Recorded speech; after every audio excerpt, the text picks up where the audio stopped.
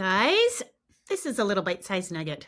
Today's just some thoughts. Okay, so I heard about this thing called 26 before 26.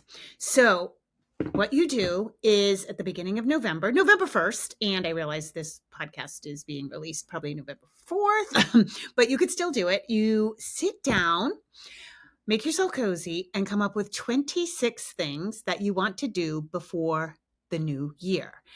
And as a guiding principle, think of 2 words that you would like to go into the new year with, like as a guiding principle. Okay. And the woman who talked about this was on Instagram, and she's like a PhD. I unfortunately don't remember her name. I just remember the concepts. She wants to feel ahead and rested. Yeah, something like rested. Yeah. Restored, rejuvenated. And I love this idea. And then she said she does it in 3 categories. One is chronic procrastination, things that you've been putting off, donation piles, all of that. One is mini memories, like watch a Christmas movie with hot chocolate, something like that. And then one is what is your future, something your future self will thank you for. And the only rule is that they have to be completed. It can't be like, I'm going to work out or I'm going to, take vitamins regularly. And so anyway, I wanted to introduce you to the concept, first of all, but here's a funny thing that came up. So I've been really thinking about it. I'm going to do this for sure. And I've been thinking about what the words are. And I went for a walk with Maverick this morning, and I was like really trying to get into the feeling of it. I was like, what do I want to feel? And I came up with nimble. Like I'd like to be physically, mentally, and organizationally nimble, like to be able to sort of flow, right? And so that I'm not decided on the word. And then the other thing I couldn't think of, I said, I want to feel in control. I often feel like a puppet to life, right? Like I feel like my head is kind of constantly bobbing just above water, and that I sometimes am dragged by life instead of me driving, having the reins and driving the car, whatever metaphor you want to use.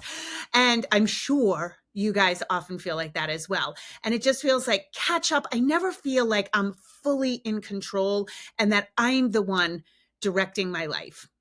I feel like I bounce back very good from what life throws me. So in control, I thought, okay, well, technically that's 2 words. So I wonder, as I was walking, I was like, I wonder if there's a synonym for in control that would be better suited, have more nuance for what I'm looking for. And so I went to the thesaurus, and I want you guys, I want you to check this out because I think it's really, really, really interesting. So some synonyms are, let's see, I'm just going to choose, there's a lot of them. And obviously in control can be bad, right? It can be authoritarian. It can be controlling. It can be executive, supervising, right? But check out most of them: authoritative, commanding, deciding, decisive, governing, in charge, supervising, dynamic, effective, influential, mighty, robust, strong, potent. And here's the one: sturdy, vigorous, convincing, effectual, competent, able.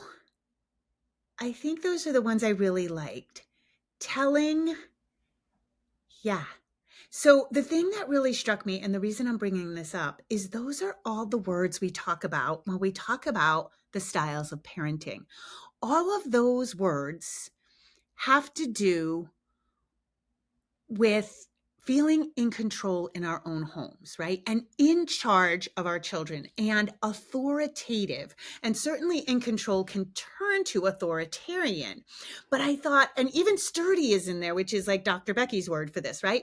And I just thought like, wow, this is so cool, because I think sometimes when we look at the word in control, it can really feel like it's domineering. And I think we can shy away from it. But when I look at the synonyms, I'm like, no, no, no. It means to be decisive. It means leadership. It means, I love robust, potent, effective, right? Effective. We always talk about that on this podcast and in my work in general. I don't care what you do. Is it effective? Is bribing effective? Is your reward system effective? Is what you are doing effective? And are you potent? Are you robust? Are you sturdy? And I just love these words. So I encourage you to look up the list yourself. You can find these words. And I feel like it's just a really good reframe of what in control means. And I'm wondering, I'm wondering, not wondering, I imagine that if I'm feeling, and I have a 19-year-old and I run my own business and I have a lot of control over my life for the most part. And if I feel like I'm just barely hanging in there as far as control, you guys must be over the edge, right? And that it's okay to take control and it's okay to be decisive. And I want you to have that feeling too. And I think it can be so bastardized or taken out of context. What's the right word? Or we just think of being in control as too much when really those are the things we want to be. We want to be in control at all times because if we're not in control, the children are in control. Control happens like that, right? And that's why it's really imperative that we be like on top of this hierarchy, not in an overly controlling way, but in this potent way. So have a look at those synonyms. I just thought it was really trippy when I went on this morning. I was like, what? These are all the words I talk about in parenting. And I guess I could say I'm trying to parent my own damn life. But also, I'm just curious if you guys want to do this with me. It's not meant to be pressure filled. It's not meant to like absolutely do the 26 things. In fact, this woman did say, I think she's a therapist, and I think she said, well, she definitely said the idea is even if you get one thing done, you made one good decision for your future. And that is amazing. So it's not meant to be this like, oh my God, I got to check this list off. But I think it'd be really awesome. I love New Year's. I love it. And I don't love resolutions. I don't love, oh, I'm going to do X, Y, and Z. And in fact, we know now that this is like the worst time. The new year really should be in the spring when everything's, being born again and we start to feel rejuvenated. We get more sunlight. That's when we should be setting goals and making things happen.